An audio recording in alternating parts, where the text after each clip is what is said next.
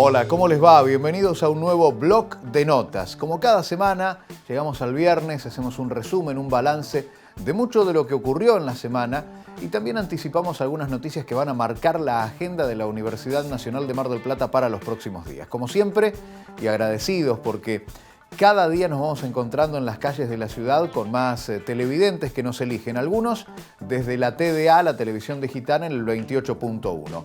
Otros desde Cablevisión Digital en el canal 34. Y como siempre, en vivo y con todo el material que generamos, estamos en canal.mdp.edu.ar. Somos el canal de televisión de la Universidad Nacional de Mar del Plata y este Blog de Notas es su resumen informativo. Una semana que ha estado marcada por un hecho histórico. Construida en 1909, patrimonio arquitectónico desde 1994 y desde 1974 fue centro de copiado, guardería, espacio de aulas. Se llevó a cabo una puesta en valor muy importante y la construcción de una cámara Gesell. La universidad reinauguró esta obra de remodelación de la Casa Maudit, de nuestra casita histórica en el complejo.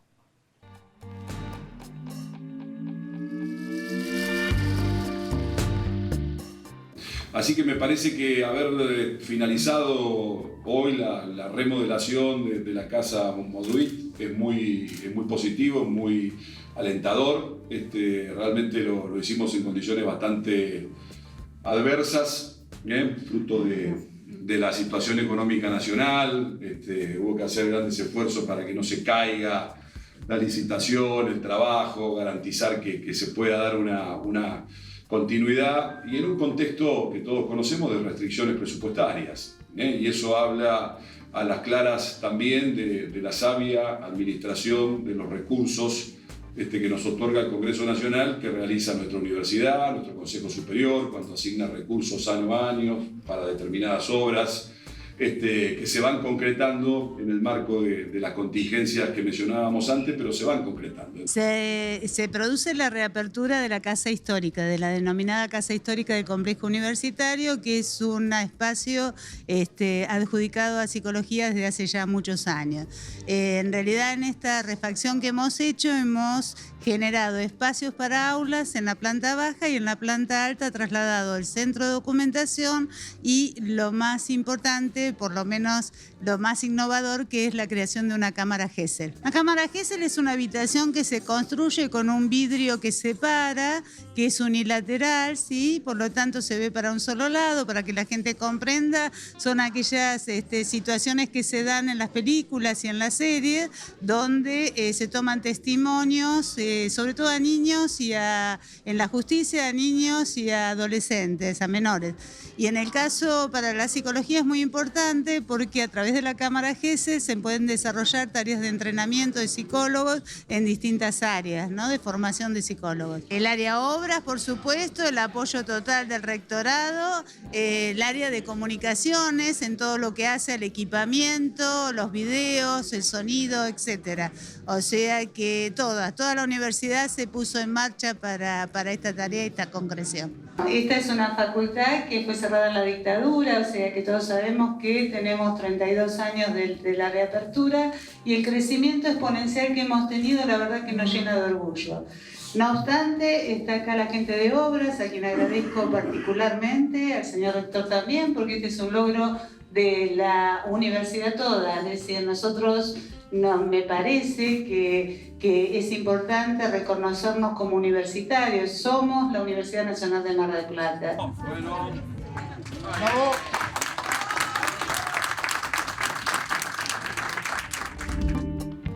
En Mar del Plata y la zona existen 3 salas denominadas cámaras Gesell, una en la Justicia Federal, otra en la Justicia Provincial y ahora se agrega esta cámara Gesell de la Facultad de Psicología de la Universidad Nacional de Mar del Plata, también una exigencia de la CONEAU en su recorrida por universidades y facultades de psicología de todo el país. Funcionó también, lo recordábamos acá en el programa, funcionó el Colegio Ilia. El primer año del Colegio Ilia se llevó a cabo en esta Casa Maudit, en esta casa histórica, allí en Funes, al 3200, en la puerta de la Facultad de Psicología. Una gran noticia y un logro después del trabajo de todos los sectores.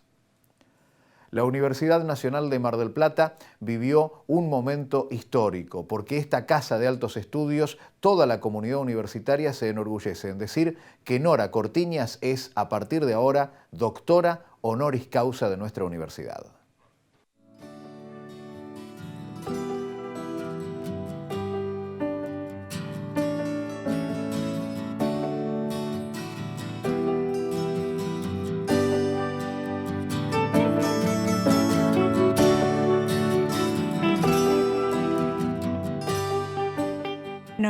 La verdad que ha sido muy importante la actividad que desarrollamos en torno a la educación sexual integral. Es una propuesta que forma parte de nuestra gestión.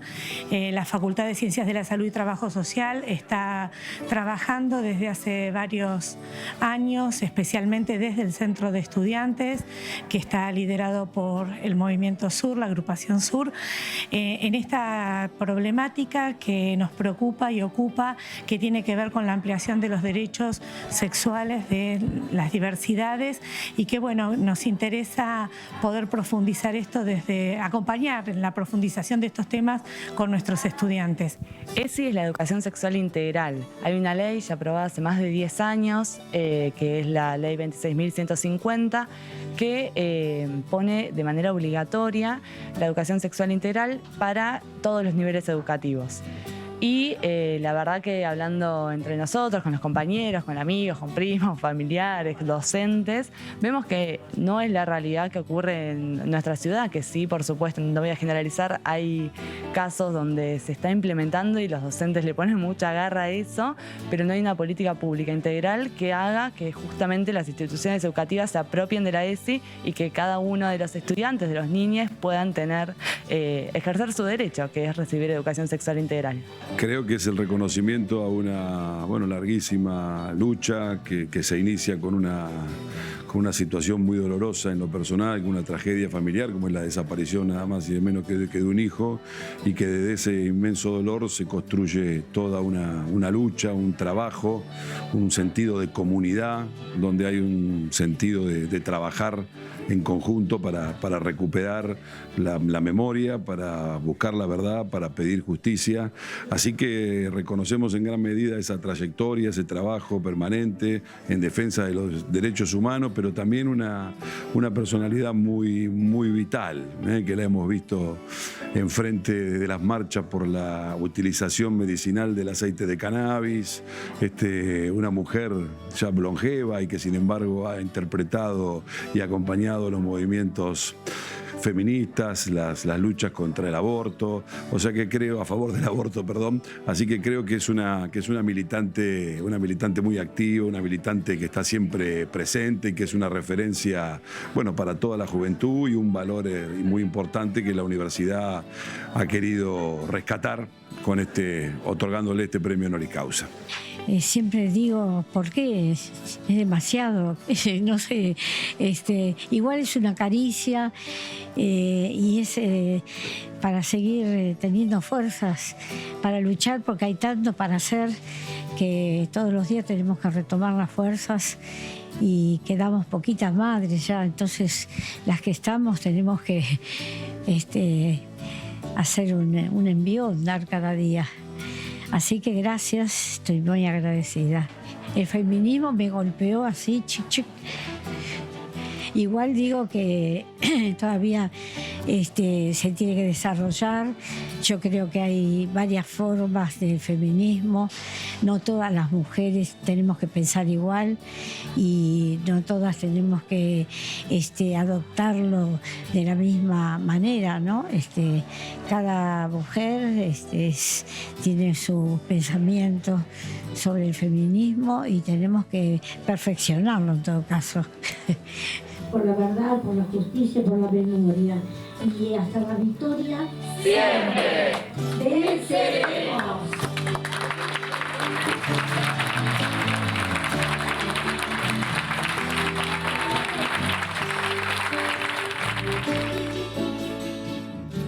Seguimos en Bloc de Notas. Días atrás se conoció una noticia que ha tenido mucho impacto en lo político, en lo económico, en nuestro país y en todo el Mercosur. El canciller Jorge Forí le confirmaba al presidente Mauricio Macri que luego de extensas negociaciones, que además comenzaron en 1995 y con diversos gobiernos, finalmente el Mercosur firmaba un tratado de comercio, un acuerdo de comercio con la Unión Europea, un acuerdo de libre comercio. Es el principio de.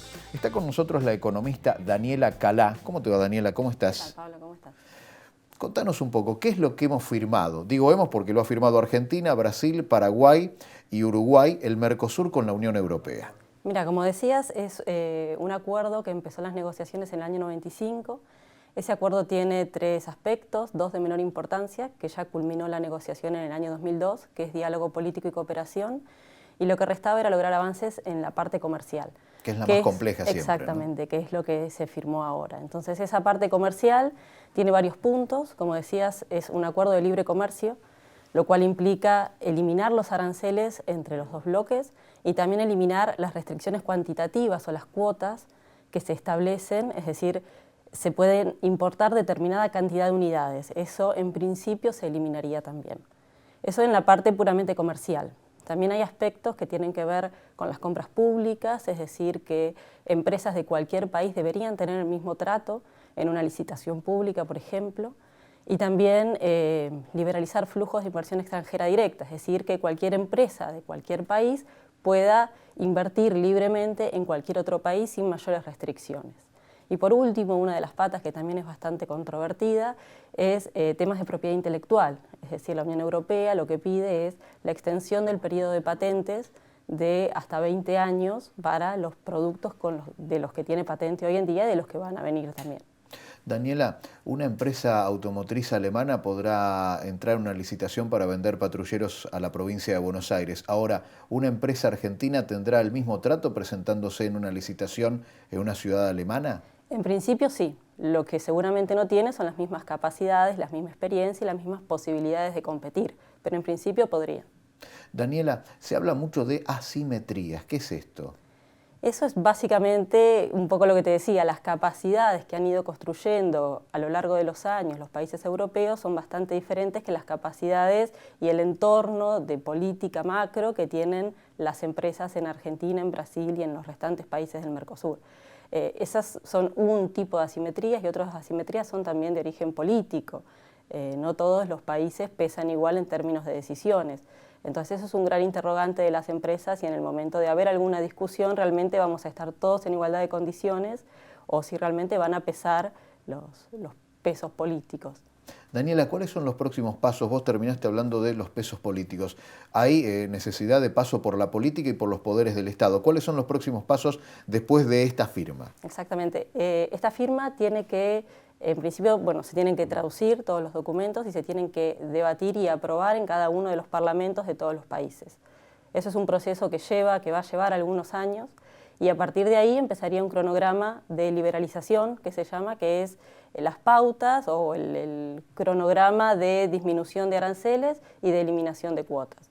Ese cronograma son 10 años para los países de la Unión Europea y 15 años para los países del Mercosur y depende de cada sector productivo. Por ejemplo, el sector automotriz tiene un periodo de gracia de 7 años y a partir de ahí es que se van a empezar a disminuir los aranceles. Hay algunos rubros, algunos sectores que están en el minuto cero, digamos, tardamos 2 o 3 años, tardan los países del Mercosur 2 o 3 años en debatirlo en los congresos, se aprueban. Arrancamos con ese periodo de 10, 15 años para comenzar a bajar las barreras. ¿Hay algunos que el primer día ya van a bajar las barreras? Hay algunos, en principio, que el primer día van a bajar las barreras. Los sectores que son sensibles para el Mercosur, como automotriz, parte, farmacéutico, químico, textil, van a tener periodos de gracia, pero otros no. Y fundamentalmente la Unión Europea va a eliminar antes los aranceles. El problema es que las barreras que pone la Unión Europea a las importaciones no son aranceles, básicamente. De hecho, el promedio arancelario es bastante más bajo que el promedio arancelario del Mercosur. Entonces, lo que sucede es que la Unión Europea impone barreras no arancelarias, son fitosanitarias o sanitarias, y eso no está del todo claro qué tratamiento va a tener, si efectivamente se van a eliminar o no, y eso genera también gran incertidumbre para los productores locales. Podés exportar toda la carne que quieras, pero si encuentro tal o cual enfermedad o no me podés garantizar que sea libre de aftosa, no te la compro. Exactamente, si los transgénicos potencialmente pueden ser perjudiciales para un consumidor europeo, puedo no comprártelo. O si... Bien, bien. Si la miel tiene nitrofuranos, no la compramos, no compramos la miel de la Sierra de los Padres. Exactamente, hasta que no se sepa, hasta que no haya un análisis científico que me demuestre que eso es inocuo, puedo frenar la importación. ¿Ganadores y perdedores desde la mirada del Mercosur y especialmente desde la Argentina? Y desde la Argentina lo que se espera es que los ganadores sean básicamente los productores que sean capaces de exportar a la Unión Europea. Esto es el sector agroindustrial, puede ser el sector servicios también, y con esto con varios matices, porque uno puede pensar también qué capacidades tienen las empresas locales de efectivamente llegar a la Unión Europea, negociar con grandes compradores, desarrollar canales de distribución, eso, sortear barreras no arancelarias, o sea, ese es un punto importante. Y los perdedores es básicamente la industria que no pueda reconvertirse a competir en las nuevas condiciones. Y ahí tenemos no solo el empleo que se pierde en las industrias que antes vendían a Brasil o que antes vendían al mercado interno y que ahora van a competir con productores europeos, sino también las capacidades que se han construido, y en la medida que el capital y el trabajo que está en esas empresas no se pueda reconvertir hacia otro tipo de actividades productivas, como nos ha pasado en otros momentos de la historia, se van a ir perdiendo, van a ir quedando obsoletos, y entonces no solo perdemos el empleo hoy, sino la posibilidad de crear empleo a futuro también. Hablaste de Brasil. Recordemos que no es un acuerdo Argentina-Unión Europea, es Mercosur. Eso va a significar también cambios en los juegos de importaciones y exportaciones dentro del Mercosur. Exactamente, porque el Mercosur es un mercado común, entonces en principio no se cobran aranceles entre sí a los países y tampoco hay cuotas, y todos los productos tienen el mismo trato, ya sea los productos brasileños o argentinos, en cualquiera de los mercados, o los uruguayos o los paraguayos, tienen el mismo trato y pagan no pagan aranceles entre ellos. Es decir, Argentina tiene una preferencia en el Mercosur, porque le vende sus productos sin pagar aranceles. Ahora, esa preferencia la va a compartir con la Unión Europea, que también va a poder vender sus productos sin aranceles. Y Brasil va a decidir si le compra a Argentina o le compra a Italia. Exactamente. ¿Le encontrás hoy algún aspecto positivo? Porque el análisis que hiciste, muy técnico y muy económico, nos cuesta encontrarle un punto positivo. En realidad sería positivo si uno puede desarrollar como país una estrategia no solo comercial, sino también de ciencia, tecnología e innovación productiva, de educación, de empleo, que permita aprovechar las oportunidades que se van a generar. Porque es posible que se generen oportunidades, pero uno también tiene que preguntarse en qué medida se van a aprovechar efectivamente, si tenemos los recursos necesarios, si tenemos la energía necesaria, si tenemos la infraestructura necesaria. En la medida que esto sea un disparador para generar todas esas condiciones que nos permitan competir afuera, será positivo. Y en la medida que no podamos, será negativo. Lo último, muchos se quejan del proteccionismo histórico a la industria argentina, como que ya basta, como que hay que liberar los diques y que en el mercado cada uno se mueva y que gane el más fuerte. ¿Qué opinas con respecto a ese pensamiento que muchos lo abonan hoy en este acuerdo? Dicen, bueno, abrámonos al mundo, así crecemos de una vez. Bien.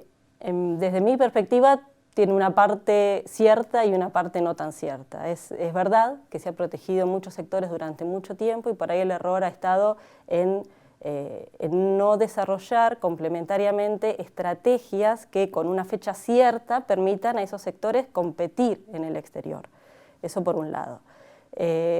Por otro, hay que ver si eso efectivamente se logra con este acuerdo. Daniela, te agradecemos muchísimo que dentro de la actividad docente también, en la actividad investigadora, tengas un rato para conversar con nosotros. Hemos entendido que esto, más que terminar, recién comienza. Esto recién comienza, sí. Lo importante sería estudiar en profundidad cada uno de los sectores, ver si van a estar perjudicados, beneficiados, qué se puede hacer para que se reconviertan los perjudicados y qué se puede hacer para que se aprovechen las oportunidades en los que la van a tener. Y no solo los sectores, sino también los territorios, porque los sectores son distintos en cada uno de los territorios. Así que se abre un espacio para empezar a estudiar esto y ver también cuál es el rol de las universidades en cada una de las regiones y qué pueden aportar. nos van a hacer mucha falta. Es en tiempo presente y a seguir investigando. Gracias, Daniela Calá. Por favor, gracias a vos. Economista, docente e investigadora, Daniela Calá con nosotros, que viene del ámbito de la licenciatura en Economía como carrera de grado y luego con estudios de posgrado. Nosotros seguimos en Blog de Notas. Dejamos por un momento la economía, dejamos por un momento el acuerdo Unión Europea-Mercosur y nos vamos a un fenómeno astronómico que se vivió en distintos lugares de la Argentina y que tuvo mucha repercusión en nuestra ciudad de Mar del Plata. Ubicados en Paso y La Madrid, fuimos testigos también, con un espíritu niño, podría decirles, del eclipse de sol.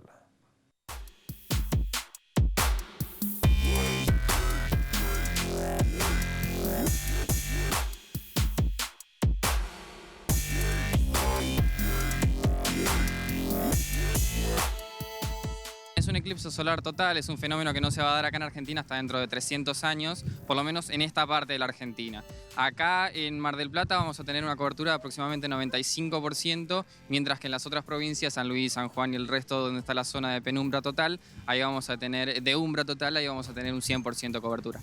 Me enteré por mi abuela y que me dijo de ir a verlo y quise venir porque me da curiosidad ver cómo es. No pienso estudiar eso de grande, pero me interesa bastante.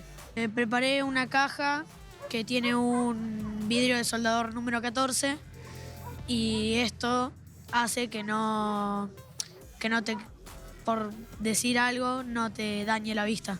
Unos binoculares. Como no eran solares, le puse la parte oscura de una radiografía y bueno, hay que asegurarla y que no tenga ninguna raya porque el sol puede pasar y bueno, te puede hacer daño en los ojos. Vamos a tener un eclipse solar que se forma cuando la Tierra, la Luna y el Sol están alineados de una forma que hace que como la Luna está más cerca de la Tierra, pueda tapar el Sol y dejarnos ver como que todo, cuando es un eclipse total, estás justo en el punto donde se puede ver un eclipse total, todo se empieza como a oscurecer como si fuera una noche, más o menos. Siempre hay que tener, no me acuerdo si era un vidrio de 4 sombras, porque si no se pueden quemar las retinas por la luz del sol y podés quedar ciego. Mirá, es una cámara fotográfica, el cual tiene un teleobjetivo 600 milímetros de foco 4, que se usa mucho para deportes y bueno, acá estoy para acercarme lo más que pueda al sol. Y tengo una hija que quiere ser astrónoma, así que vinimos a hacerle el aguante con este frío, pero bueno, acá estamos y espero que se despeje. Mi mamá me mandó un audio de que hoy iba a haber un eclipse, entonces le dije a mi papá si podíamos venir y me dijo que sí. El año pasado empezamos a estudiar el sistema solar y me gustó mucho, entonces me gustaría ser astrónoma. Que eclipses hay muchos, pero solares no vi nunca vi uno y son cosas que suelen pasar en otros lugares, en otros continentes y tenerlo acá me parece muy bueno. O sea, una buena oportunidad para verlo. En realidad, en la práctica, astronómicamente, son más comunes los eclipses de sol, que los de luna. Lo que sucede es que un eclipse de sol es mucho más difícil de poder ver que uno de luna. ¿Por qué? Porque para ver un eclipse de luna, con que la luna esté en el cielo, yo puedo ver el eclipse. Para ver un eclipse de sol hay que estar en el lugar justo desde el cual, en perspectiva, la luna, que es mucho más pequeña en realidad que el sol, parezca tapar el sol, alcance a cubrir el disco del sol.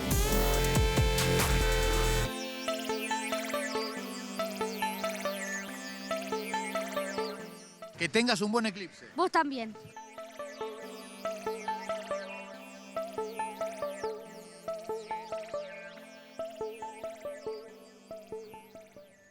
Y tuvimos un excelente eclipse, realmente, y aprendimos muchísimo de los más chicos. Y seguramente vamos a guardar todo este material porque con el correr de los años muchos de los que entrevistamos van a estar sin ninguna duda en la Universidad Nacional de Mar del Plata. Ojalá ya para esa altura tengamos también, además de física, química, ¿por qué no incorporar la carrera de astronomía? Un fenómeno histórico, lo vivimos en Mar del Plata, más de 600 personas, y allí estuvieron las cámaras del canal de televisión de la Universidad Nacional de Mar del Plata en Paso y La Madrid. Estaba Claudia Ferrer de Achernar, de esta asociación astronómica que fue la que repartió los anteojos indicados para ver este eclipse solar que marcó sin ninguna duda la agenda de noticias de esta semana. Seguimos en Blog de Notas, compartiendo mucha información, compartiendo mucha actualidad. En estos momentos se está haciendo el balance de lo que ha sido la 7ª Feria de Empleo Joven de la Facultad de Ciencias Económicas y Sociales de la Universidad Nacional de Mar del Plata. Una feria de empleo que tiene a decenas de empresas y a miles de personas, no solo de económicas y sociales, sino también estudiantes y graduados de toda la universidad y público en general, que pudo cargar su currículum. Desde las 9 de la mañana de hoy hasta la hora 20 se cargaron miles de currículum en diversas empresas de Mar del Plata y de la zona en esta feria de empleo virtual que se llevó a cabo a través de nuestra página mdp.edu.ar, entrando a la Facultad de Ciencias Económicas y Sociales. La Universidad Nacional de Mar del Plata participa como la gran consultora del ámbito público y en el Consejo Deliberante se acercaron los investigadores para exponer y presentar el mapa productivo del partido de General Pueyrredón.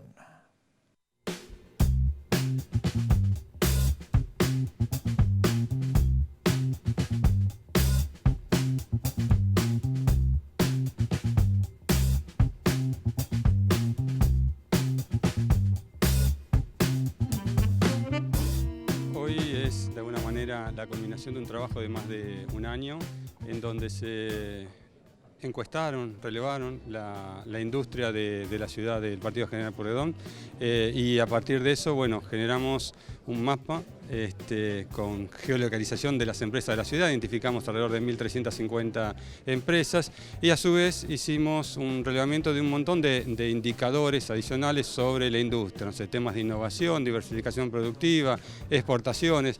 Bueno, todo eso nos permite hoy tener información cierta y de base para la toma de decisiones y acciones en la ciudad. Esta actividad fue financiada por el Consejo Federal de Inversiones y fue realizada por la Secretaría de Producción Municipal, por el municipio y por la Universidad Nacional de Mar del Plata a través de las facultades económicas y con la colaboración de la Facultad de Humanidades. Nosotros agradecemos fundamentalmente al Consejo Federal de Inversiones por la confianza y por habernos elegido para hacer este relevamiento, pero también la facultad tiene una historia de actividades relacionadas con el sector productivo, porque bueno, somos la Facultad de Económicas y Sociales. Para nosotros, un orgullo estar acá hoy, presentándole a la comunidad marplatense y batanense lo que somos, un mapa de lo que somos. Nosotros no definimos políticas públicas, pero sí colaboramos con la información necesaria para que todos conozcamos qué somos y qué es lo que debemos o podemos mejorar. En tiempos complicados como los actuales, en tiempos donde la comunidad debe saber de qué punto partimos y hacia dónde deberíamos ir. Eso lo vamos a definir, lo van a definir los marplatenses, pero para nosotros es un honor enorme estar colaborando en estos temas. Nosotros entendemos que la universidad pública debe ser la consultora natural de esos espacios. No solamente formamos ciudadanos, sino que también tenemos esta necesaria relación con la comunidad que nos sostiene. Realmente es nuestra obligación. Así que estamos muy contentos en el día de hoy. Bueno, a ver, la relación que tiene el municipio con la Universidad Nacional de Mar del Plata es histórica, trabajamos siempre muy bien con ellos y de hecho el Centro de Estadística, que depende de mi secretaría, tiene una relación permanente, ¿no? Se trabaja en conjunto mucho, de hecho la EPH y las distintas encuestas y otras acciones que llevamos adelante, naturalmente nos relacionamos con la Universidad Nacional de Mar del Plata, así que confiamos muchísimo en ellos, ya tenemos un trabajo conjunto de larga data.